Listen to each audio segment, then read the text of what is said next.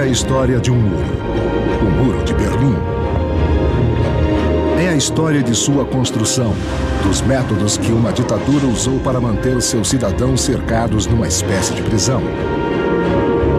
É uma história de fuga, de engenhosidade, de coragem e ousadia, sobre o que as pessoas podem fazer em busca de liberdade. E é a história de um importante símbolo da entrada do Ocidente na Guerra Fria. Eu sou um berlinense. Milhares tentaram passar por cima, por baixo, através ou ao redor, tentando se desviar da tecnologia cada vez maior e mais perigosa do muro. Mais de 1000 morreram tentando. Mas ok?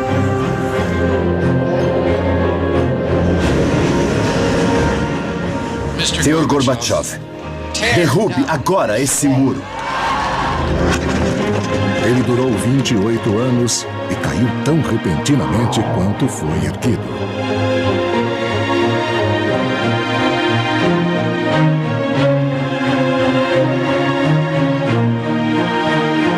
Construção e queda do Muro de Berlim.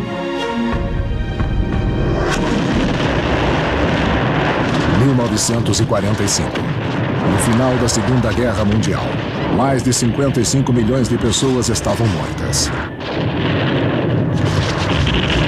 E a Europa está em ruínas. O Exército Vermelho da Rússia toma Berlim, ao custo de 200 mil de seus soldados.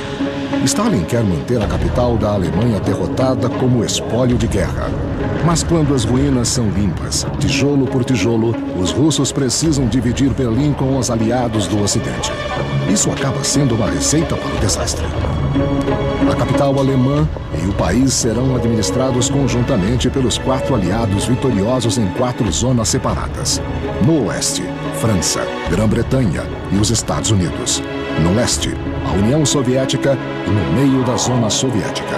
Berlim também é dividida. Stalin se referiu a Berlim Ocidental como um tormento constante da ocupação russa do leste da Alemanha. Khrushchev declarou publicamente que ela era um tumor maligno. Essas imagens de uma doença no corpo político do Bloco do Leste, chamado de Berlim Ocidental, eram usadas pelos líderes soviéticos frequentemente.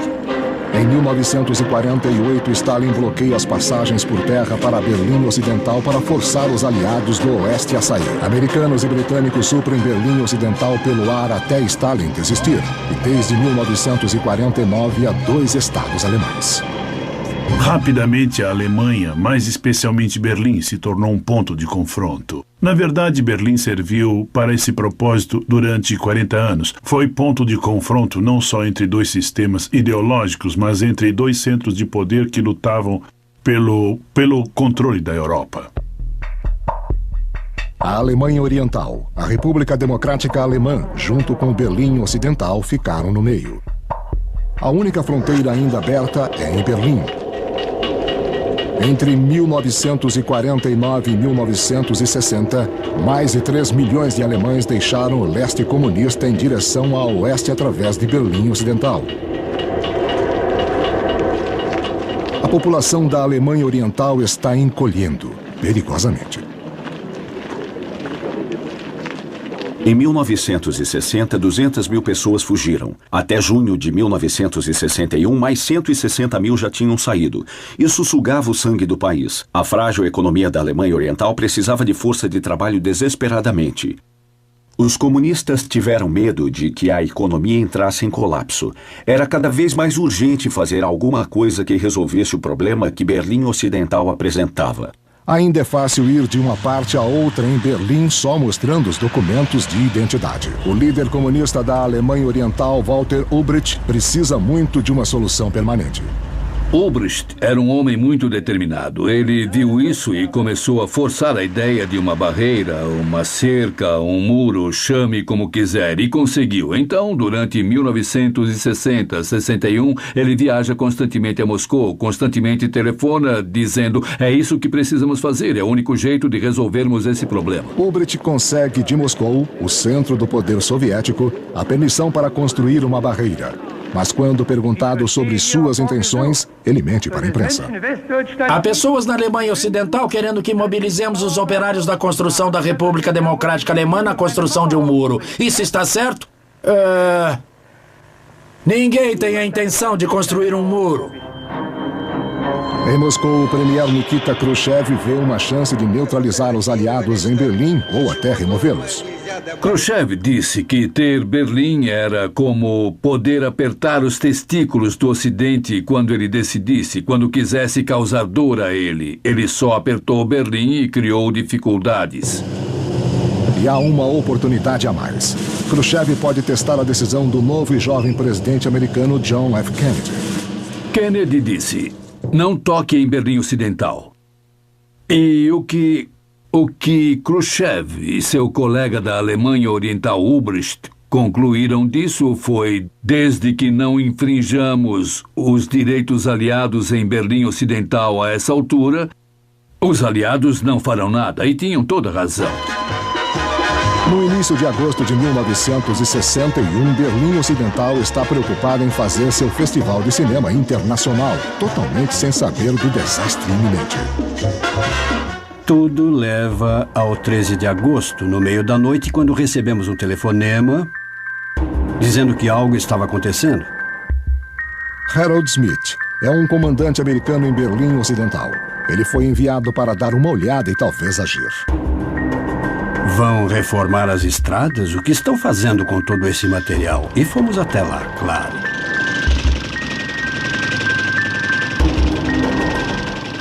Nós fazíamos uma contagem. Todos aqueles tanques ao longo do muro iam derrubá-lo.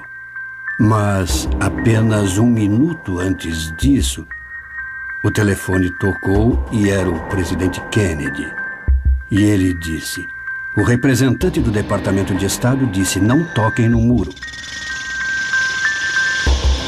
Os aliados só podiam assistir.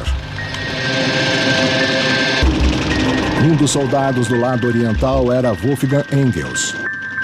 Nos formamos em combate em 13 de agosto pela manhã. Fomos levados a Berlim de caminhão. Como um batalhão de frente, era nosso dever armar obstáculos para fecharmos as ruas. 77 cruzamentos entre leste e oeste foram fechados na cidade. O arame farpado começou a subir em 13 de agosto. Ele era cuidadosamente colocado exatamente dentro de Berlim Oriental. Nunca houve nenhuma entrada em Berlim Ocidental. Nesse dia, a Alemanha Oriental separa Berlim Ocidental como parte do resto do mundo. E ficaria assim nos próximos 28 anos. Quase nenhum soldado envolvido do nosso lado acreditava que a fronteira seria totalmente fechada. Logo, um muro provisório de 156 quilômetros circundou Berlim Ocidental e seus mais de 2 milhões de cidadãos. Olhando para trás, fico feliz de não ter havido violência e nem tiroteio. Os aliados a oeste deixaram que acontecesse.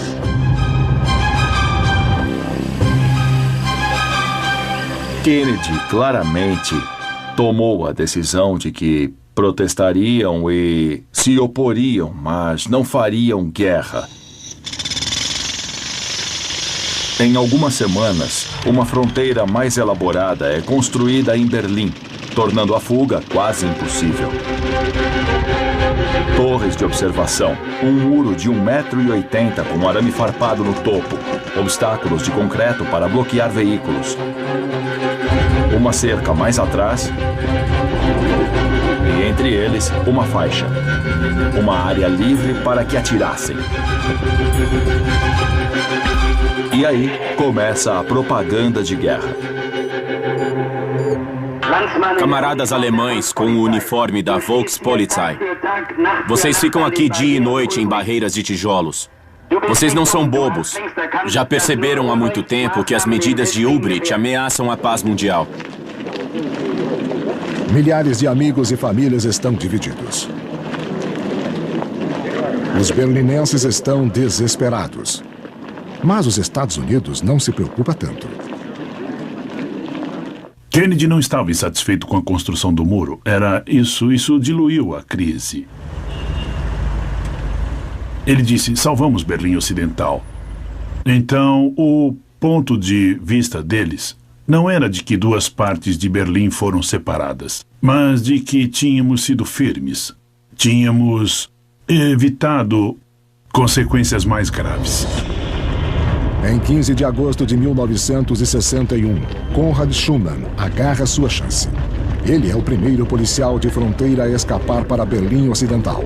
As imagens de seu salto para a liberdade circulam pelo mundo.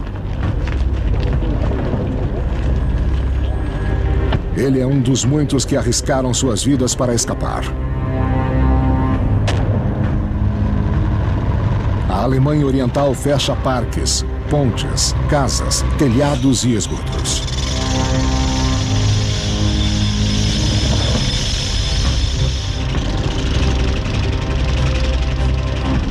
Operários e soldados entram nos esgotos para instalar barreiras e os primeiros 200 que entraram lá desapareceram. Para os berlinenses, a separação é um choque terrível. Roswitha Brosius, de somente 16 anos, está noiva de Klaus Keppen, de Berlim Ocidental. Durante semanas, ele pediu que ela atravessasse. Agora é tarde. Ele sempre soube o que queria. Ele me queria desde o início e tinha que conseguir. Ele pediu que eu fosse para lá. Eu poderia ter passado facilmente em uma ou duas ocasiões. As fortificações da fronteira ficam cada vez melhores. As pessoas só podem se ver de longe. Eu não queria ir só se meus pais fossem também. A família toda foi o que dissemos. Ou vamos todos ou não vai ninguém.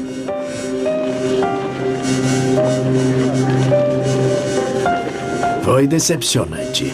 Mas ninguém sabia como ia ficar, o que viria depois. Ninguém sabia que a fronteira ia ficar tão forte assim. Mas Klaus ainda tem um plano para tirar Roswitha de lá. Ele só espera o momento certo. Não será fácil. Checkpoint Charlie. Hoje é uma atração turística, mas um dia foi o cruzamento de fronteira mais famoso e mais movimentado de Berlim, o epicentro da Guerra Fria. Os aliados precisam fazer com que ele continue aberto, mas os alemães orientais estão dificultando a passagem. Em outubro de 61, ainda lutávamos pelo acesso. E um diplomata americano foi impedido de entrar em Berlim Oriental. E isso foi crescendo. Para os americanos é uma questão de princípio. Eles se recusam a reconhecer a Alemanha Oriental como Estado. Eles não querem que representantes armados de nosso Estado carimbem seus passaportes porque eles não têm relações diplomáticas com nossa nação. Segundo o acordo dos 4 poderes, os aliados têm direito de atravessar a fronteira quando quiserem. Eles entraram à força, foram para Berlim Oriental para um rápido passeio e voltaram. E foi aí que houve uma grande crise entre leste e oeste.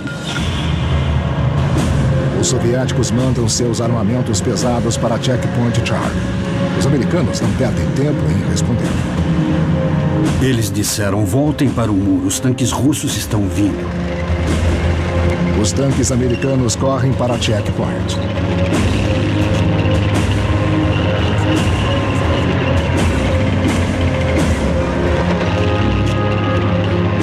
Quando chegamos lá, eu era o tanque líder, então fiquei mais perto dos tanques russos uns 250 metros.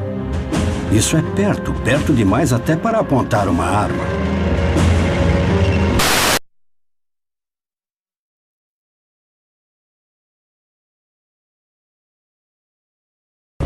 E se alguém dispara por acidente? Meu maior medo era que alguém pudesse disparar acidentalmente. Se alguém atirasse, acho que seria o início da Terceira Guerra Mundial. Eles ficam frente a frente por 16 horas.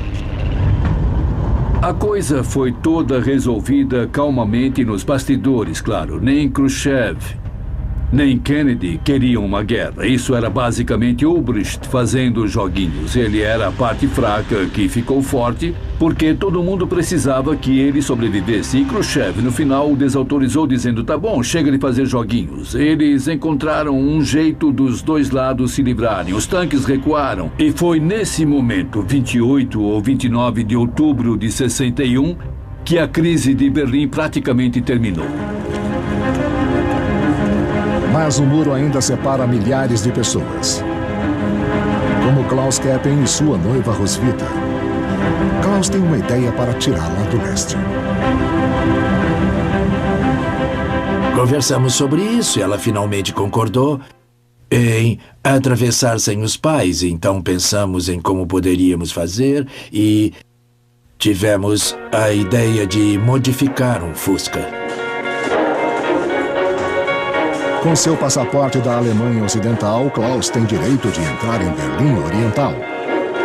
Se o tanque de gasolina for removido, há espaço suficiente para uma pessoa.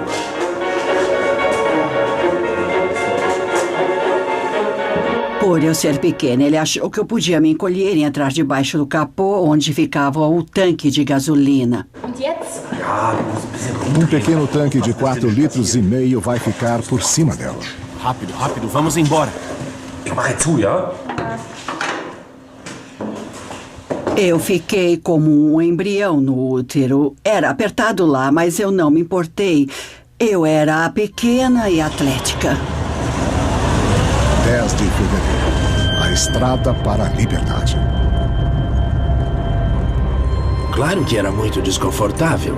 Mas seria uma viagem de apenas 15 minutos e depois mais 10 na fronteira. E se ela conseguisse isso, ficaria tudo bem. Desde que ninguém revistasse o carro.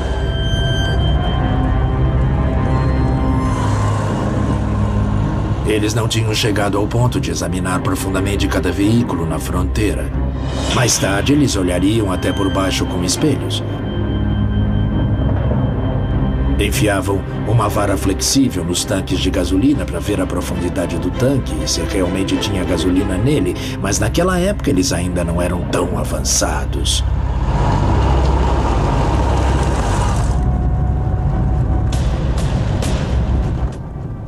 Depois de umas centenas de metros, de repente eu percebi que meu pescoço estava queimando.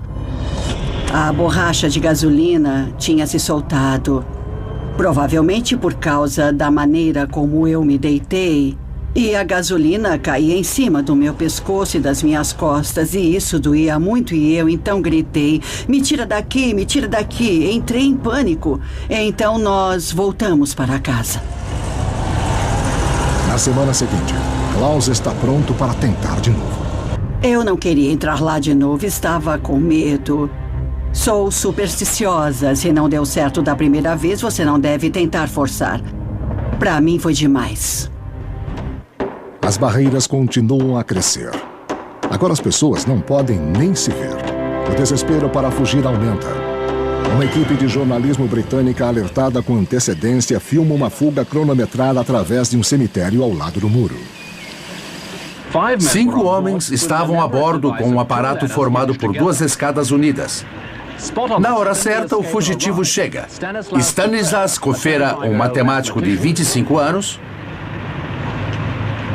Ingrid Palisch, de Munique, é noiva de Stanislas e o motivo de sua fuga. Naquela época, quem fugia da Alemanha Oriental arriscava tudo o que tinha. Ele abriu mão de sua casa, seus amigos e estava arriscando sua vida. Uma pessoa desesperada assim está vivendo numa sociedade onde não vale a pena viver. Centenas são presos. – 17 de agosto de 1962. Peter Thatcher, de 18 anos, é baleado ao tentar escapar. Ele implora ajuda por quase 1 hora. Os guardas orientais não fazem nada enquanto ele sangra até a morte. Quando as pessoas eram mortas por tentar atravessar o muro, isso era uma derrota de publicidade para o governo da Alemanha Oriental. Nesses primeiros 12 meses de barreira, mais de 24 outros foram mortos no muro. Hoje, esses memoriais lembram mais de 130 pessoas mortas tentando atravessar o muro de Berlim. Baleadas, afogadas ou caídas de prédios.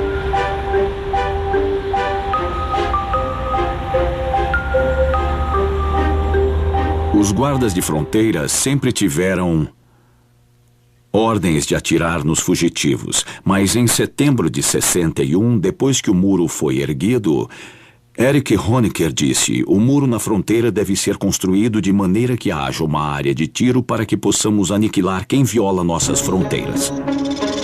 Prédios próximos ao muro são demolidos para facilitar a localização de fugitivos.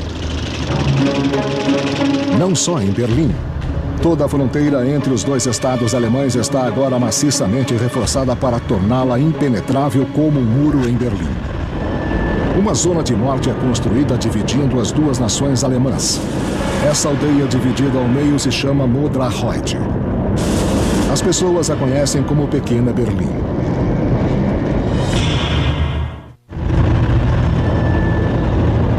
Uma ameaçadora zona de morte divide as duas Alemanhas. Essa fronteira de 900 quilômetros, mais o muro em torno de Berlim, eram conhecidos agora como a Barreira de Proteção Antifascista.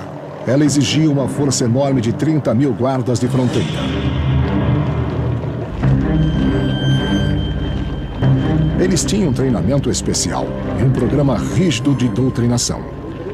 Nossa principal tarefa é cortar provocações e cortar incidentes pela raiz, tudo em nome da paz. Então, no final de tudo, essa é uma tarefa profundamente humana que, com certeza, qualquer um pode fazer sem ficar com qualquer tipo de peso em sua consciência. É também uma tarefa tediosa, mas os guardas dos dois lados se acostumaram a ela. Se chama Guerra de Binóculos. E todo dia, a fronteira fica mais fechada. Março de 1962. Os irmãos Horst e Karl Miller, de 24 e 21 anos, estão desesperados para encontrar o irmão mais velho, Rudolf, em Berlim Ocidental. Com suas esposas e filhos, eles têm um plano engenhoso. Eles querem parar um trem do metrô que vai de um lado a outro de Berlim Ocidental. Ele precisa passar por baixo de Berlim Oriental no caminho. Mas não é tão simples. O único jeito é através de um poço do metrô. Eles inventam uma chave caseira que os permite entrar. Ah, foi terrível. O poço era íngreme e não sabíamos o que encontraríamos lá. Horst foi o primeiro a descer e ele tinha que ver o que havia lá. Eu tinha que verificar e, se eu topasse com um policial, eu tinha que tirar ele do caminho. O poço está deserto.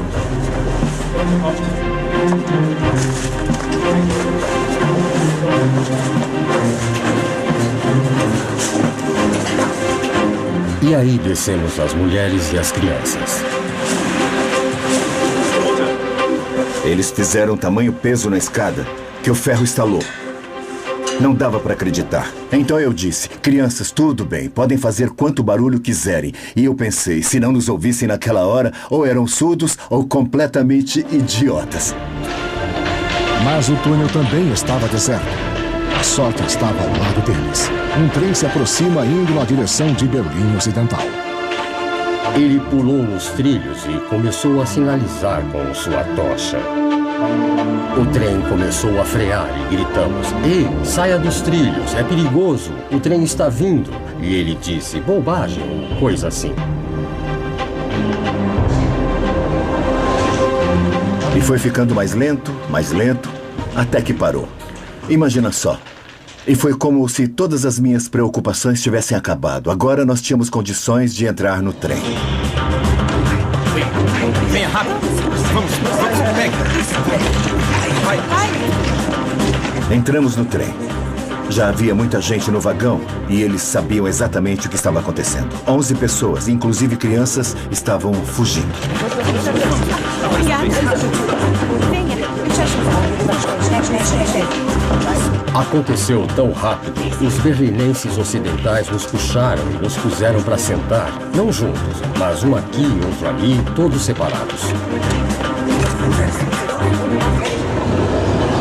Mas eles ainda estão sob Berlim Oriental.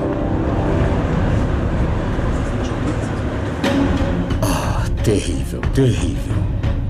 Aqueles foram os piores minutos da minha vida. Não sabíamos o que ia acontecer. Ainda havia 5 estações antes que chegássemos ao lado ocidental e o trem ia tão devagar nas estações e vimos a polícia nas plataformas. Terrível. Esperava que eles não percebessem nada e não parassem o trem.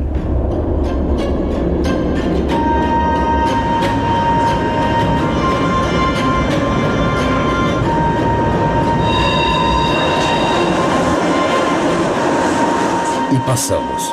Do outro lado, nós ficamos enlouquecidos. Aquilo foi uma loucura. Bom, amigos, conseguimos. Que maravilha! Eu tô tão feliz. Que bom. Todos no trem pularam e nos abraçaram. Foi incrível.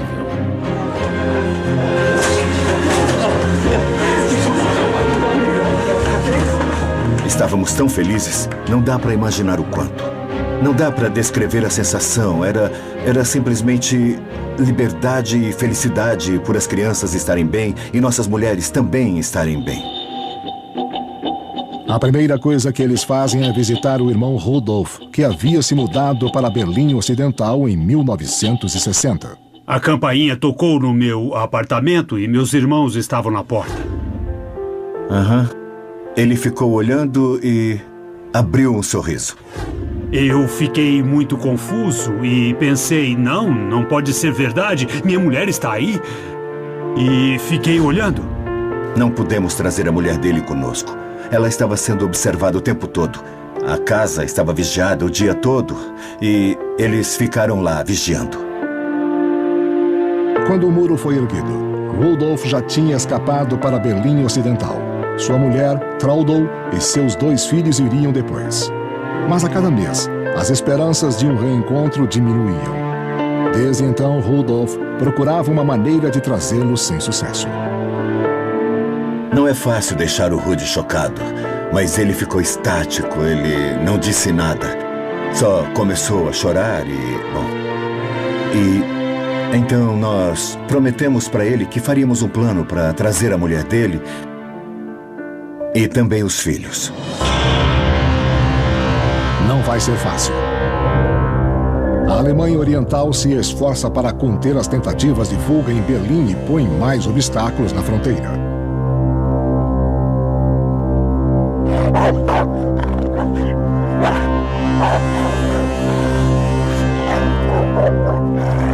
E há também incentivos aos guardas. O membro do Comitê Central responsável pela segurança nos anos 60 era Erich Honecker. Ele sempre era instantaneamente informado de tentativas de fuga bem-sucedidas ou não. Por exemplo, quando alguém era morto, Honecker assinava os documentos, o relatório de Stasi e assinava os documentos recompensando ou parabenizando os guardas. Mas essa não é uma fronteira nacional normal. Os guardas do lado ocidental também são alemães. E a polícia de fronteira da Alemanha Oriental é treinada para atirar nas pessoas de seu próprio lado. Foi um verdadeiro problema para o governo da Alemanha Oriental. Então a doutrinação era pesada, a disciplina era dura. Quando você pensa nos jovens nas torres de vigilância, que constantemente eram obrigados a atirar em quem tentasse escapar, você tem que entender que são pessoas que falam a mesma língua, que cresceram nas mesmas cidades, que têm um passado em comum. Como podem esperar que eu dispare uma arma contra meu primo Gunther? Nós não queremos mais que isso continue assim. Em Berlim Ocidental, o Major Willy Brandt só pode oferecer palavras respeitosas. Nós queremos uma situação em que não haja mais tiros. Bem no meio de Berlim Oriental, há um soldado que também não quer mais tiros.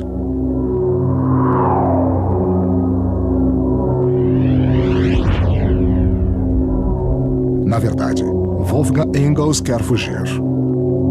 E ele tem um plano: passar com um veículo blindado através do muro. Eu entrei em contato com os soldados e tudo começou com uma conversa sobre carros. Eles estavam interessados em meu carro e eu estava interessado no blindado deles. Eles adoravam exibir ele para mim por dentro também. E conversando, eu aprendi a ligar o motor e fazer ele andar. Tudo que eu precisava para colocá-lo em movimento.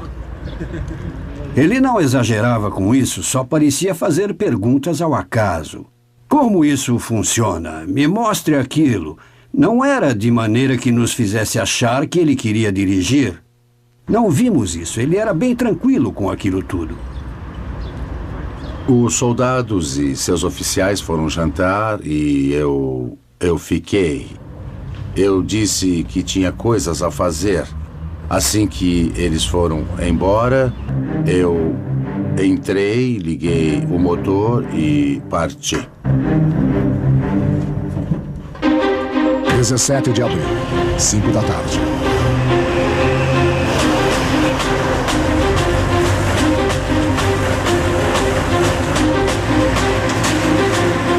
Eu passei direto pelo portão. Ele era fechado só com uma corrente. Segui para Treptow.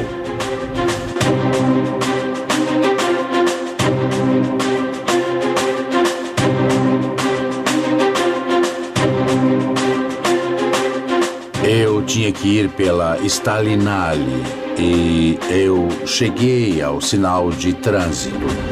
Naquela época, ele era controlado por um policial na guarita.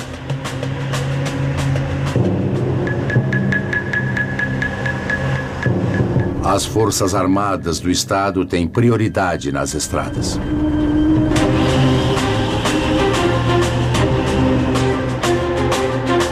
Quilômetros até a liberdade. Ele agora é seguido. A sorte está lançada.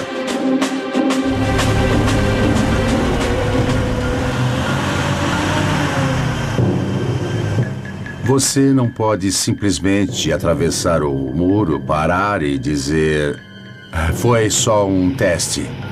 Agora não tinha mais volta.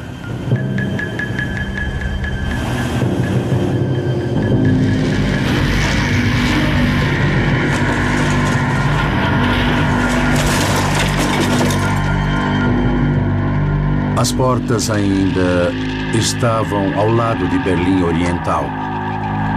A minha primeira reação foi sair e me ver parado no meio dos rolos de arame farpado.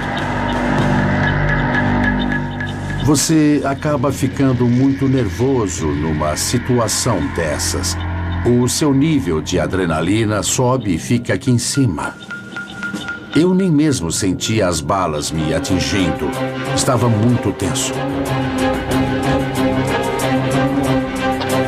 Ele feriu-se gravemente. Berlinenses ocidentais correm para socorrer.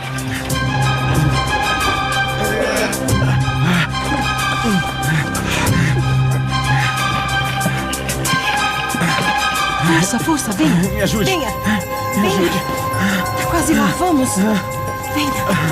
Eles me levaram a um bar e, olhando para o chão, eu vi rótulos de garrafas que só conhecia dos comerciais. Foi assim que eu soube que estava no lado ocidental. E agora ele está na lista negra do lado oriental. Roubo, deserção e dano à propriedade do Estado. Wolfgang Engels tem uma bala nas costas. Suas pernas e braços foram cortados pelo arame farpado.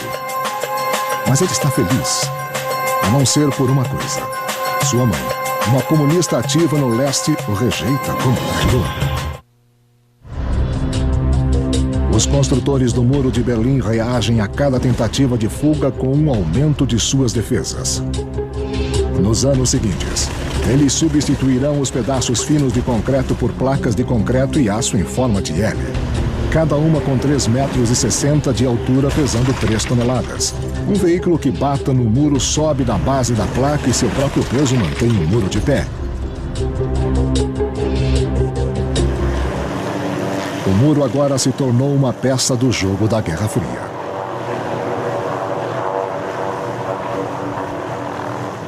Foi um fator estabilizante da situação na Europa Central durante os anos 60, que permitiu que o medo da guerra que existia na Alemanha desde 45, quando ela havia sido dividida em oriental e ocidental, se dissipasse gradualmente.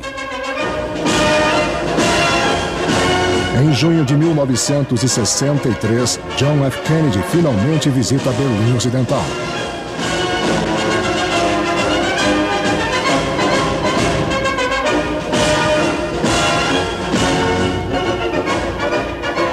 A atenção não estava mais em Berlim e Kennedy a trouxe de volta com o seu famoso discurso e a sua famosa visita que gerou enorme apoio popular em Berlim.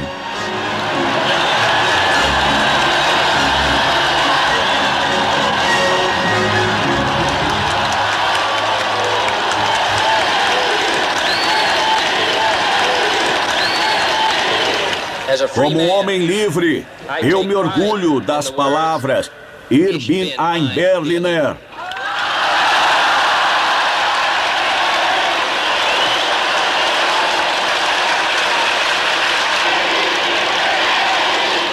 Acho que em termos da história de Berlim e do muro, a visita de Kennedy foi importante simbolicamente, porque disse às pessoas em Berlim que os Estados Unidos iriam apoiá-las.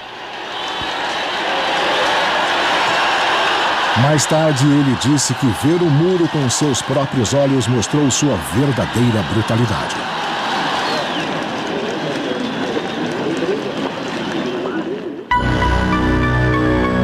Essa brutalidade é cruelmente demonstrada meses antes no meio de Berlim.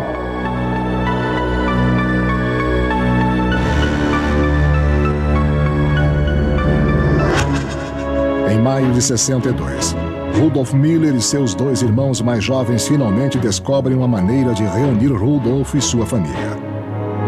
A construção do muro o separou de seus dois filhos, Bernhard e Christian, agora com 8 e 5 anos, e de sua esposa, Trude. Eles prenderam minha mulher uma vez porque ela cenou e a interrogaram. A mantiveram presa um dia inteiro com as crianças e deixaram claro para ela: seu marido está do outro lado. Sabemos sobre ele, sabemos que tipo de homem ele é. Você nunca mais o verá. Nós não vamos deixar vocês atravessarem. Os três irmãos Miller, junto com amigos, começaram a cavar um túnel. Eles vão chegar até o lado oriental. O túnel vai ter 22 metros desde sua entrada no lado ocidental, debaixo do muro. Primeiro, não chegamos a lugar algum. O chão parecia de concreto. Mas, de repente, ficou fácil. Aí tivemos problemas em tirar a terra do túnel e isso foi dificultando conforme íamos avançando e o ar ia piorando. 4 homens por turno. 4 turnos de 6 horas por dia.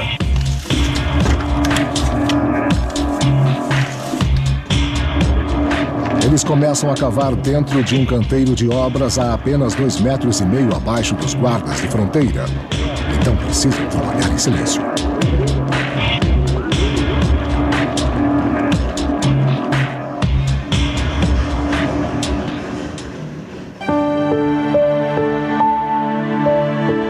Eu podia ter tido toda a minha pele arrancada e não perceberia. Eu tinha um objetivo de verdade. A cada momento que eu cavava, eu via a minha família. Só continuava em frente. Vamos conseguir, temos que conseguir. De repente, eles chegam a uma área em que a terra é bem macia. Olhei para cima porque ouvi um barulho estranho. E aí, houve um desabamento. Eles só viam minhas pernas e meus sapatos. Assim, viram onde deviam cavar. Cavem, cavem. Vai. Assustador. Foi terrível. Aquilo, para mim, Foi difícil. Eu já tinha passado por problemas demais. Eu não queria ficar soterrado. Foi muito difícil.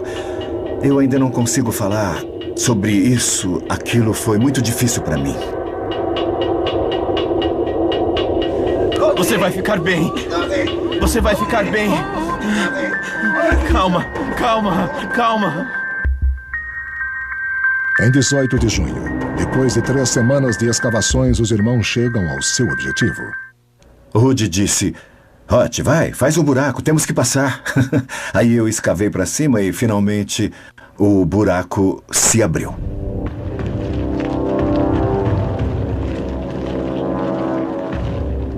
Havia um guarda-roupas por cima do buraco quando eu abri o caminho. Ele fez o maior barulho, mas nós conseguimos. Oferecem uma arma a Rudolf. Pegue essa arma. Pode levar.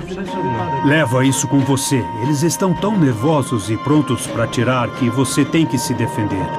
Ou vão prender você e jogar a chave fora. Eu levei aquela coisa e enfiei no meu cinto. Um guarda estava parado lá. Eu virei para ele e fiz um sinal. Ele olhou para mim e não me cumprimentou. Aí eu pensei: ai, meu Deus. A família de Rodolfo estava esperando na esquina. Eu sentia ele olhando para mim. Eu sentia ele na minha nuca e meu cabelo estava literalmente arrepiado. O guarda já devia suspeitar. Ele estava olhando. E aí Rudy voltou depois de um tempo com a família.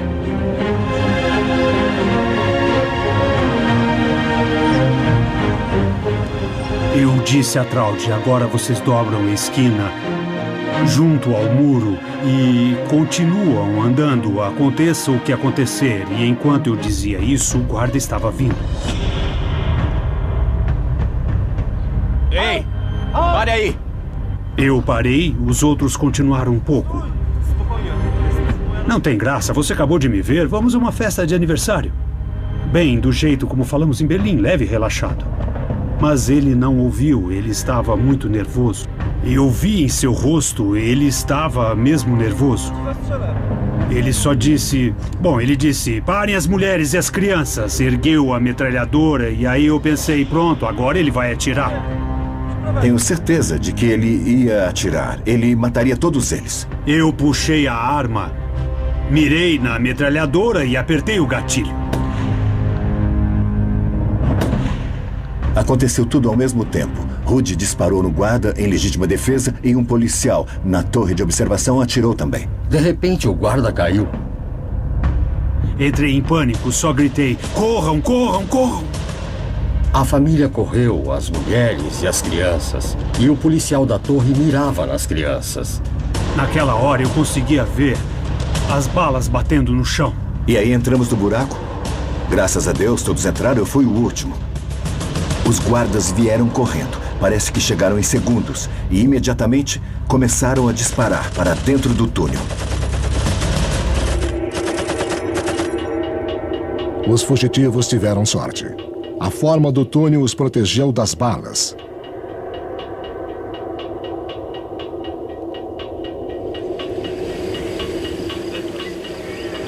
Mas o guarda está morto.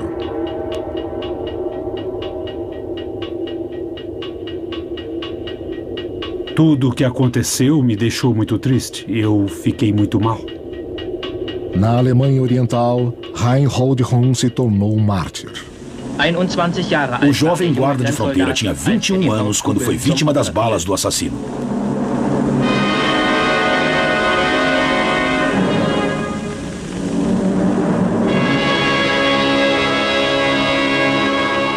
Tenho um sentimento constante de culpa.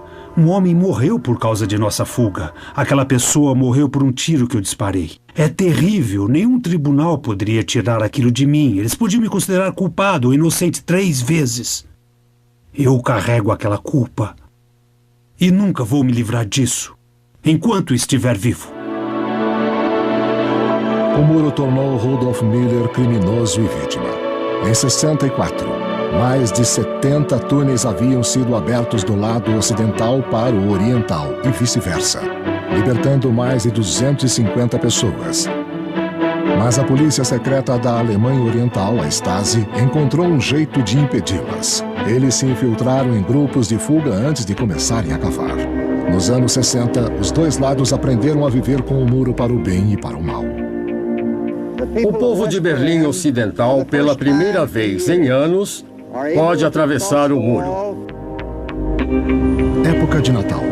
O primeiro pequeno degelo nas relações. E com ele, o muro se tornou um sucesso para o regime da Alemanha Oriental. O muro foi chamado de segundo nascimento da República Democrática Alemã. Ele deu ao Estado uma oportunidade de se estabilizar e ver o que podia fazer pelo povo, que tipo de vida poderia ser dada às pessoas obrigadas a ficar, já que a força de trabalho não podia sair. Então o muro salvou a República Democrática Alemã do colapso quase certo. Em 1961, a Alemanha Oriental fechou suas fronteiras com arame farpado e concreto para se proteger do colapso econômico. Durante 10 anos, eles reforçaram essa fronteira contra fugitivos cada vez mais ousados. Em maio de 1971, um novo ditador chega ao poder na Alemanha Oriental, Erich Honecker. Mesmo tendo uma aparência de ser mais moderno, o muro ainda é o símbolo público de seu absoluto controle de Estado. 900 quilômetros de fronteiras entre as duas Alemanhas, com mais de 1.000 torres de observação e 50.000 guardas. 60.000 metralhadoras conectadas a armadilhas. Campos minados com minas contrapessoais tipo 66 do tamanho de um prato. Para qualquer alemão oriental que ainda quisesse escapar, parecia impossível.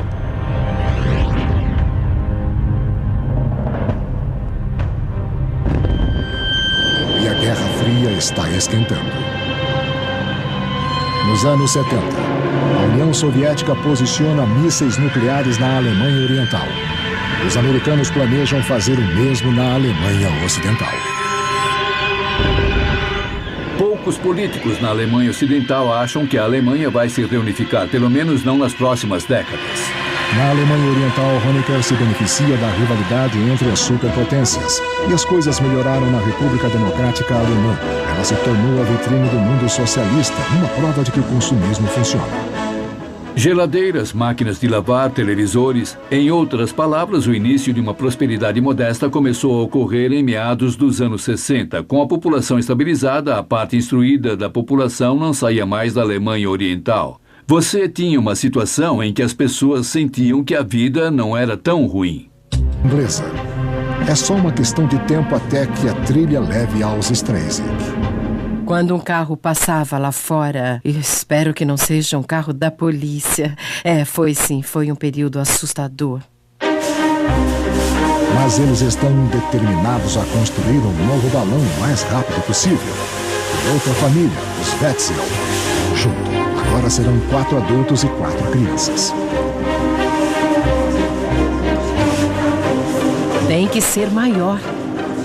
Nós somos mais 4 agora. Temos que comprar o pano. Nós temos que começar tudo de novo. Não podíamos comprar tudo de uma vez. Eles nos descobririam com certeza. Então comprávamos o pano em pequenas quantidades, em várias lojas diferentes. Precisávamos de 929 metros quadrados, o suficiente para uma tenda de um circo pequeno.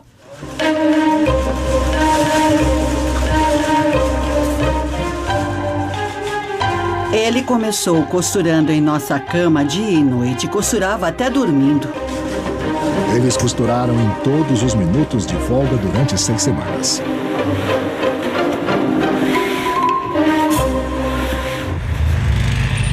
16 de setembro de 1979. Nós pensamos, o vento está perfeito. Se ele realmente funciona, vai ser hoje. Uma clareira escondida na floresta será o local de partida. Vamos todos. Não façam barulho. Fiquem quietos. Vamos. Era um silêncio de morte, nenhum som, nada. Você só ouvia o queimador quando eles abriam o gás. Mas fora isso, não havia som algum. Silêncio absoluto.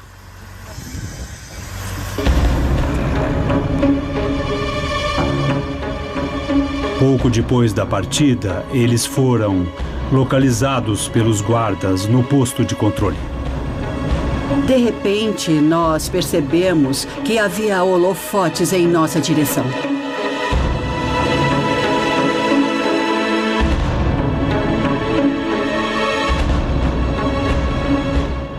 Eles tiveram a oportunidade perfeita para atirar. E um dos guardas no posto de controle queria receber a ordem para atirar. Ele ligou para Berlim e deram a ordem a ele, mas aí o balão já tinha ido embora.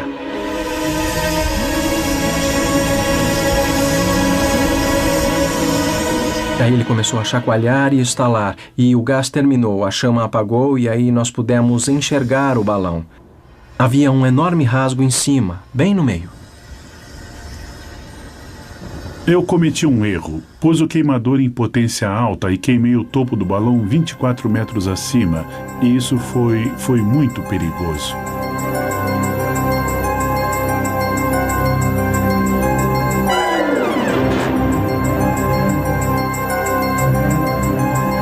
Daquele momento em diante, só caímos. Não pudemos mais aquecer o ar. Por sorte, o balão era um pouco maior do que o necessário. Exatamente por isso funcionou um pouco como paraquedas, e isso reduziu o impacto.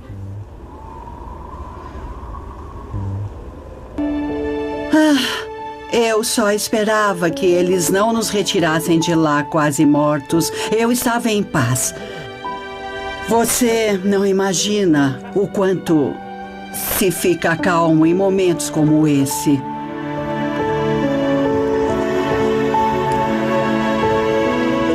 Dei uma olhada em volta com a tocha e vi as copas dos pinheiros vindo em nossa direção e depois ouvi estalos. Na primeira vez nós levamos 34 minutos e na segunda vez foram só 28 minutos. Por causa disso, eu acabei achando que nós também não tínhamos chegado. Não saiam daqui, eu acho que chegamos. Vamos dar uma olhada. Vamos. Nós fomos até a estrada e paramos um carro. Saíram 2 policiais dele. A primeira pergunta que conseguimos fazer foi: vocês podem nos dizer se estamos no lado ocidental? Ele disse onde mais estariam. Eles também estavam surpresos. No final percebemos que tínhamos conseguido. Então, é claro, nós corremos feito loucos, nos abraçando e nos beijando. Foi uma grande comemoração. Tudo que a Stasi pode fazer é registrar e reconstruir o crime. Registrem tudo. Precisamos de todos os detalhes.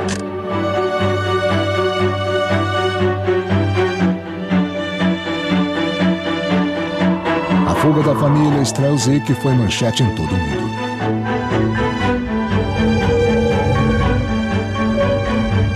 Eu acredito que a liberdade é o bem mais precioso que um ser humano pode ter, mas quem sabe disso são as pessoas que sabem como é viver sem ela. Se você cresceu livre e não sabe o que significa isso, acha que é sempre assim.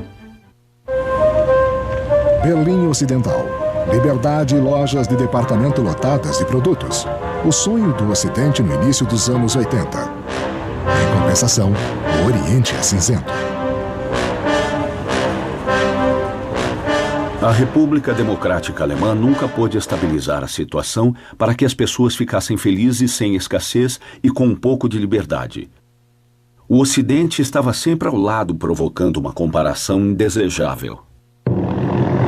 A tentação estava do outro lado do mundo. Enquanto isso, a Alemanha Oriental comemora seu 30º aniversário. O leste oferece paradas, cerimônias e convivência. A maioria não queria arriscar a vida só para chegar ao lado ocidental. A maioria pensava, lá pode ser melhor, mas eu vivo aqui. Podemos ter problemas na vida, mas talvez melhoremos vivendo aqui. Não havia, como se pensa sempre no lado oriental, um clima de ódio e um sentimento de opressão. Não havia essa sensação de estar preso numa sociedade.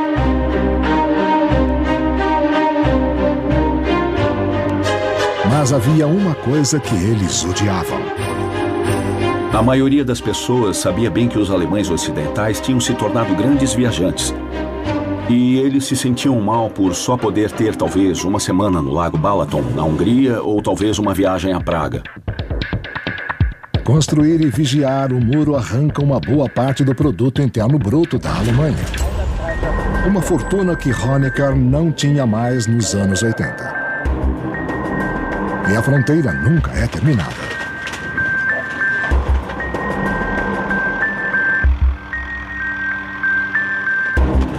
O muro foi uma grande imposição a um país que frequentemente tinha dificuldades financeiras. E pode ter custado 1 bilhão por ano mantê-lo nos mais de 28 anos que se seguiram. 1 bilhão de marcos alemães, $500 milhão por ano. E nem assim impedia a fuga das pessoas.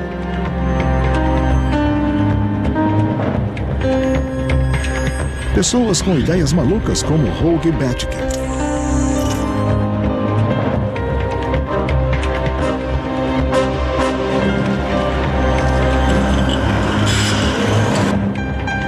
A família Bethke, o irmão mais velho Ingo, cruzou o rio a nado até a liberdade. 8 anos depois, seu irmão mais novo, Holger, quis encontrá-lo no lado ocidental. Levamos um kit de manutenção e vestimos macacões. Depois pusemos uma régua no arco para que parecesse uma trena, e então enrolamos cabos de aço como se estivéssemos indo trabalhar naquele prédio.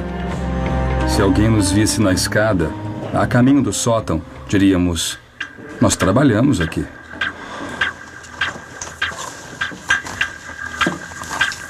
O dia é 31 de março.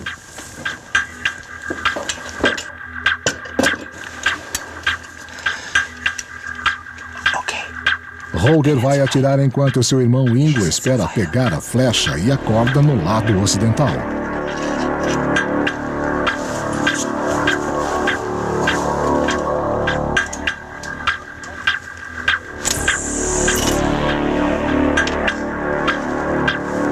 Eu ouvi um som e pensei, droga, bateu numa árvore. Mas quando eles se penduraram nela, eu vi algo se mover. Eu olhei perto da árvore e vi, cara, eu consegui. E aí eles dois apareceram contra a lua, eu segurei bem e comecei a puxar. O cabo de aço está preso à corda de nylon e foi puxado. A ideia era amarrar no carro e esticar bem, para que pudéssemos ter mais força para puxar. A roldana caseira estava pronta.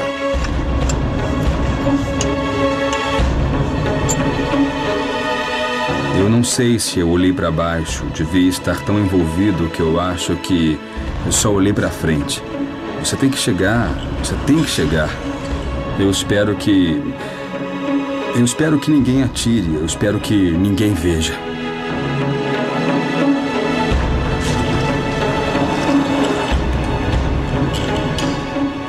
Faltando uns 3 metros para Berlim Ocidental, eu tive que parar. Eu não conseguia ir adiante, tinha uma rachadura no cabo. Pendurado sobre uma terra de ninguém, sem rede de segurança.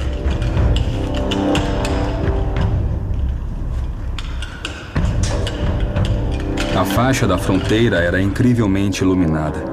Eles tinham lâmpadas de arco a cada 10, 15 metros apontando para baixo. Então, se você olhasse de uma torre de observação, veria uma luz branca brilhante. Depois dela, talvez não visse nada. É claro que esperávamos que essas luzes fortes da fronteira ajudassem um pouco, porque estávamos acima delas. Então, não nos veriam de cara. Nessa hora, eu vi o meu amigo vindo atrás de mim. Finalmente, nós passamos pro lado ocidental. Eles encontraram um ponto cego entre duas torres. Depois, a Alemanha Oriental construiu uma outra torre para que isso não pudesse acontecer novamente. Pode-se dizer que meu irmão acabou ganhando sua própria torre de observação. O muro. Para alguns artistas, essa é a maior tela do mundo. A galeria do lado oriental, vista do lado ocidental. Ela é tão chamativa quanto Berlim Ocidental, uma atração turística separando dois mundos. Controle de fronteira aliado, leste e oeste.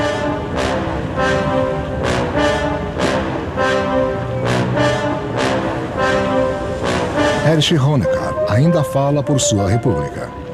Todo mundo tem seu lugar na República Democrática Alemã, independente de seu ponto de vista político ou religioso. As prisões estão cheias de críticos que pensam diferente do regime.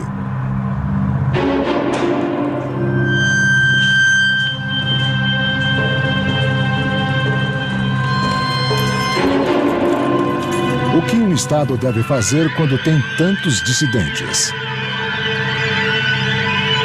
E está falido.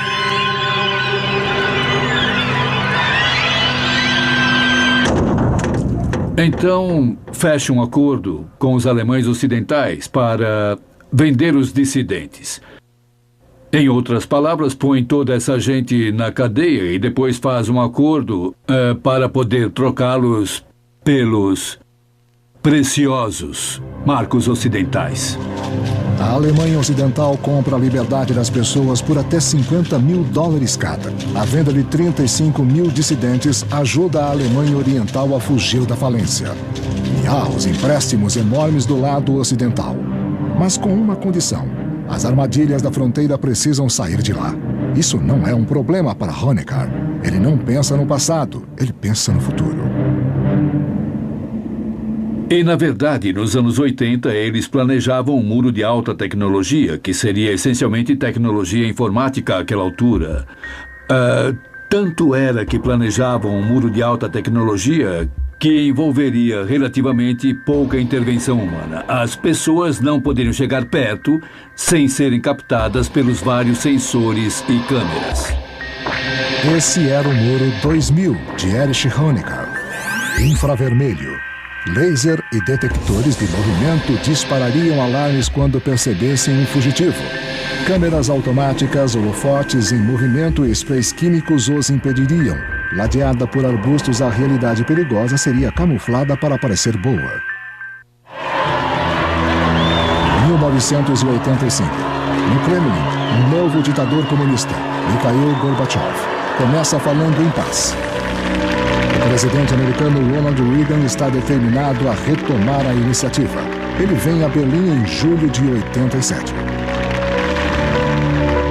Só essa imagem, que foi reproduzida bilhões de vezes dele parado ali na frente do portão de Brandemburgo, foi o maior efeito dramático que se podia pensar. Então alcançamos nossos objetivos com esse discurso. Senhor Gorbachev, derrube agora esse muro. Reagan foi o primeiro presidente em muito tempo que não via a Guerra Fria durando para sempre. Ele, ao menos, tinha a esperança de que fosse temporária, de que se a União Soviética cedesse, a Guerra Fria acabaria e os Estados Unidos a venceriam. Nesse degelo entre leste e oeste, Honecker visita seu oponente na Alemanha Ocidental, Helmut Kohl, o grande reconhecimento ao irmão menor. Respeitamos as fronteiras existentes, mas queremos superar essa divisão num caminho para o entendimento pacífico e a liberdade. Talvez só palavras. Erich Honecker tentou manter um controle rígido das coisas porque sabia que não poderia relaxar. Assim que relaxasse, a Alemanha Oriental acabaria. Ela simplesmente derreteria. A família Bethke tenta novamente. O último dos três irmãos ainda está no leste. Egbert, em 1989, Ingo e Holger queriam voar por cima do muro para buscar Egbert usando 2 aviões em apenas 30 minutos. Primeiro, nós compramos um ultraleve e aí aprendemos a voar sozinhos. Nós tivemos todo tipo de dificuldades. Eu acho que nós destruímos 3 propulsores, mandamos alguns motores pro lixo e também quebramos uma asa. Nós aprendemos na marra. Mesmo se continuassem aumentando o muro e ele fosse ainda mais alto, sempre haveria gente tentando ultrapassá-lo. Um avião vai aterrissar no Parque Treptow, em Berlim Oriental, e buscar o irmão deles, Egbert, enquanto o outro patrulha o céu acima. O irmão aprovou. Achei a ideia fantástica. Voar por cima do muro, aterrissar e voar de volta. Parecia uma ótima ideia. Eu gostei. Eles pensaram em tudo. Pusemos estrelas vermelhas debaixo das asas e outras atrás. Esperávamos que isso nos desse a vantagem da surpresa contra os guardas de fronteiras. Eles sabem que os guardas de fronteiras não podem atirar em alvos aéreos sem permissão. Então nós pensamos, um guarda de fronteira nos vê às 4 da manhã. Aí ele liga pro comandante dele e o tira da cama. Esse comandante liga pro comandante do batalhão e ele liga pros russos. E isso leva uma vida. E até alguém perceber e ligar de volta, já estaremos longe. 26 de maio de 1989, um campo de esportes de Berlim Ocidental. Fomos de caminhão até o campo e à meia-noite começamos a descarregar os ultraleves. Nós montamos aquilo tudo e desmontamos tantas vezes que estávamos muito bons. Bons mesmo. 4h22 da manhã. Eles ligaram as câmeras presas aos seus aviões e filmaram todo o voo.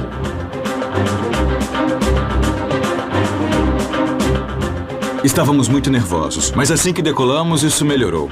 Mas foi estressante. Eu tentei erguer o meu visor porque eu não via nada, estava completamente escuro. Eles ligaram ao rádio para tentar entrar em contato com Egbert. Assim que decolamos, começamos a perguntar no ar: você está aí? Egbert, você está aí? Eu tive que tomar cuidado. Estava num arbusto perto da pista e não podia ver nada por causa das folhas. Estava tudo coberto. E se alguém passasse por acaso com um cachorro e ouvisse uma voz vindo do arbusto, chamasse a polícia. Então eu tinha que falar bem baixo. Ingo, está me ouvindo? De repente eu ouvi a voz dele entrecortada. Estou aqui sim, e pensamos, graças a Deus ele está lá. Estamos a caminho. Tá, eu estou bem. Eles souberam que eu estava ali e eu soube que eles vinham, mas eu só soube deles quando eles já estavam no ar. Claro que estamos indo. Estou vendo o muro na minha frente. Câmbio. Tá bom, eu espero. O encontro seria no Parque Treptow, em Berlim Oriental. Então, eles enxergam algo grande no caminho. Ficamos surpresos em ver que havia um circo no parque. Devia ter sido montado no fim de semana. O campo era grande o bastante para aterrissarmos mesmo com aquele circo russo montado lá. Nós tínhamos que conseguir.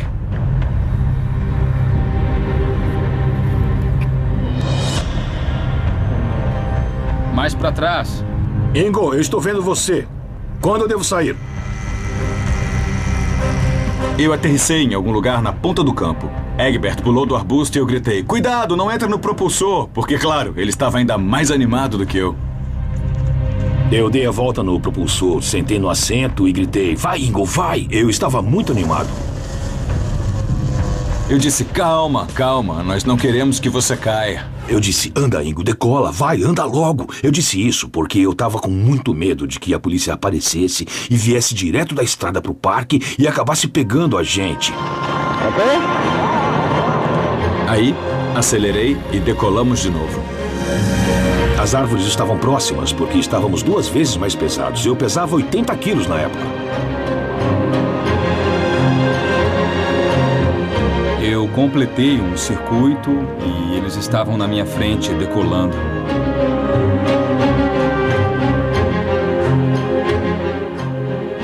Assim que nós decolamos, eu pensei nos meus amigos, meus parentes, e eu fiquei um pouco triste. Eu estava incrivelmente feliz. Quando chegamos a alguns metros do chão, estávamos voando para a liberdade. Mas também eu senti tristeza, porque naquela época eu ainda acreditava que nunca mais veria os meus amigos ou parentes. 3 irmãos reunidos no céu por cima de Berlim. Pensei, conseguimos. Nada pode dar errado. Egbert está a bordo. Eu não estava com medo de cair ou que alguém atirasse em nós. Vimos os guardas da fronteira embaixo e vimos que eles olhavam para nós. Eles olhavam para cima, avisando aos outros. Mas o que podiam fazer? Éramos russos.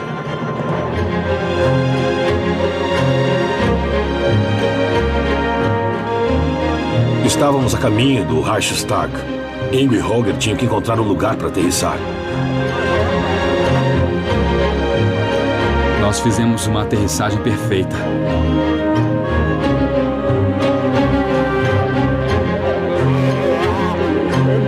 Conseguimos!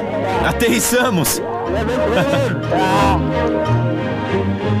Eu estava tão feliz e animado que literalmente caí de joelhos e beijei o chão e disse: graças a Deus deu certo, conseguimos! Foi demais. Eu estava feliz. 7 de outubro, aniversário de 40 anos da Alemanha Oriental. No entendimento do chefe do Estado comunista Erich Honecker, o país vai existir para sempre. Mas o premier soviético Mikhail Gorbachev tem ideias diferentes de reformas. As pessoas gritavam: Gorby, ajude-nos! E foi exatamente nesse ponto, eu acho, que a panela de pressão dentro da Alemanha Oriental encontrou um movimento de reforma dentro do Partido Comunista. E esse ponto decisivo chegou quando, de repente, ficou muito claro que as baionetas russas não poderiam salvar Honecker.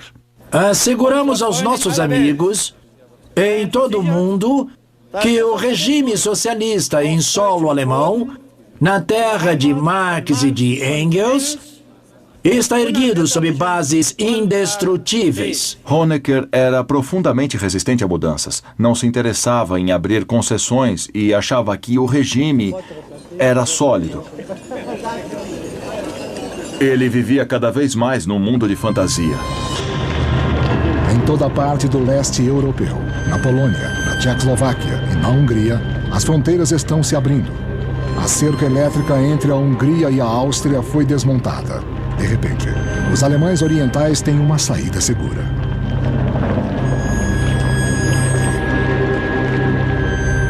Em todas as árvores havia pregos, e eles penduravam as chaves do carro, de casa neles. Deixaram tudo para trás. Eu vivo numa casa que tem de tudo. Não posso imaginar sair andando e deixar tudo. E foi isso que eles fizeram. Queriam ir embora a esse ponto. O correspondente da rede CBS, Alan Pizzey, na embaixada da Alemanha Ocidental em Praga, onde centenas e depois milhares de alemães orientais pediram refúgio. Fiquem calmos, vamos atender a todos. Finalmente souberam que a Alemanha Ocidental concordou em aceitá-los.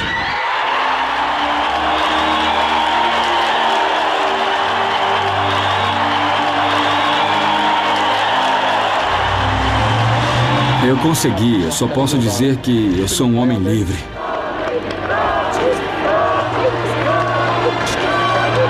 O premier soviético Mikhail Gorbachev se recusa a proteger a Alemanha Oriental. Acho que correm perigo somente aquelas pessoas que não reagem à vida.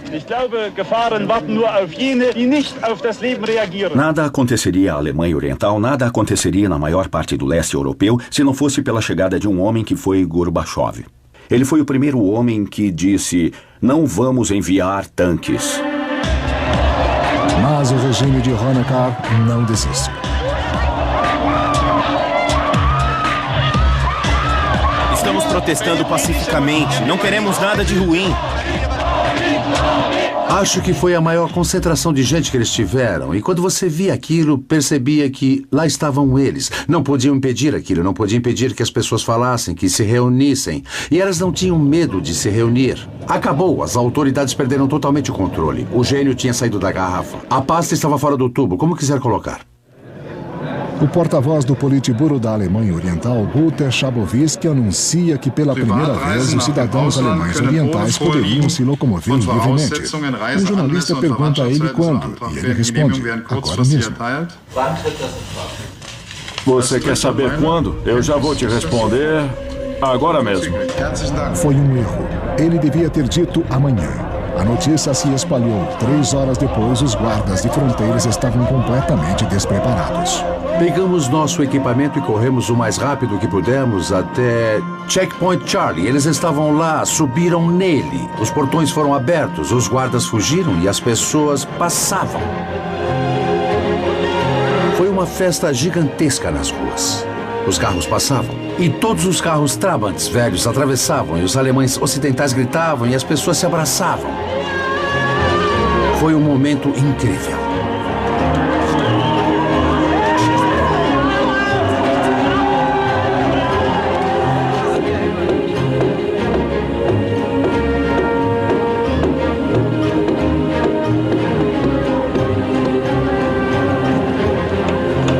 Se alguém me dissesse que eu ainda veria aquela porcaria de muro caindo, eu diria que estavam loucos.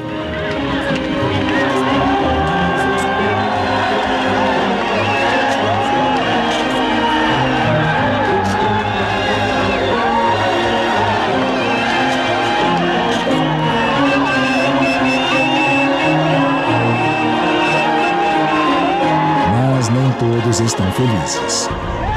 As pessoas estão falando em reunificação. Eu sou totalmente contra. Eu tenho certeza de que há muitas coisas boas lá, mas tem muita porcaria também, e eu acho que ela devia ficar por lá.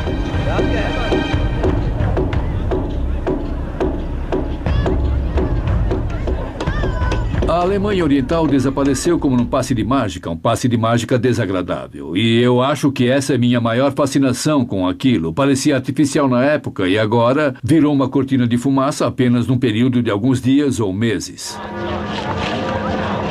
Em 3 de outubro, um ano depois da queda do muro, a Alemanha foi reunificada.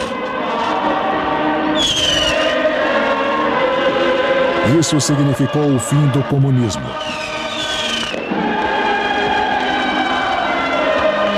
Durante os 28 anos em que o muro existiu, pelo menos 40 mil pessoas escaparam pela fronteira para o Ocidente.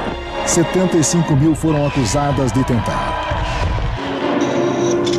Mais de 1.300 morreram, ao menos 136 somente em Berlim. Mas o leste acobertou muitas mortes. Portanto, o total exato ainda não é conhecido.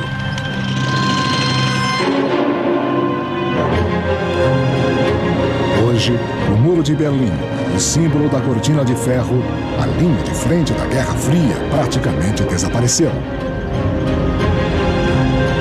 Ruínas podem ser encontradas em museus por todo o mundo. Alguns pedaços se tornaram recordações. Mas a maior parte do concreto e do aço que formaram o muro foram reciclados para ajudar na reconstrução da Alemanha, o país que um dia foi dividido.